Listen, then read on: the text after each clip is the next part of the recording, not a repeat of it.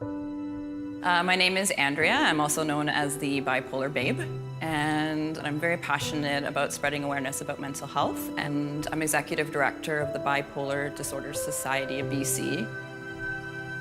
Well, my mother was diagnosed with bipolar disorder when I was 3 years old, but we never talked about it. It was something that was very hush-hush, and all I knew is that bipolar disorder was a negative thing, a bad word that adults used.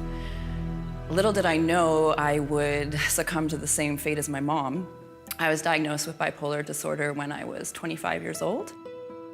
I plunged into a very deep psychosis where I started believing things, hearing things, seeing things that weren't there.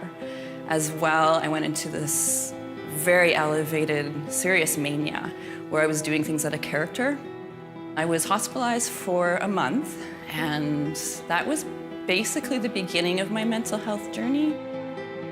There was a lot of stigma that I didn't know existed, internal stigma and external stigma. My roommates took my key. They told me not to come home, so the hospital became my home. As well, I lost my job for my strange behavior. And my family was all in another province. My friends stopped talking to me.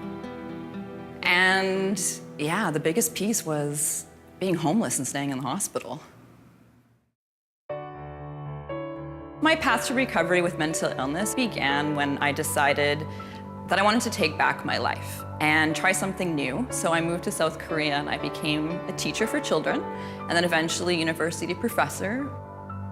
Being diagnosed with mental illness, I initially felt that I could never be successful, I could never travel, I could never have a good job.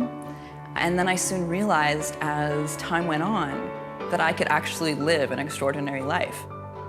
My friend was doing funny t-shirts around mental health, and she would have these slogans that would say things like, "What is normal anyway but a setting on a washing machine?" She would say really cute things, and I was like, oh my goodness, I have my t-shirt. It's gonna say, Bipolar Babe, and I wanna wear that proudly. I want people to ask me, what is bipolar disorder anyway? And share my experience, and truly just have conversations free of stigma. I now educate 2,000 youth a year that I reach out to and speak to. And part of my healing and recovery is truly come from talking about it and just truly being a voice for others who feel that they can't be their own advocate. So if I can do that, then it's worth it.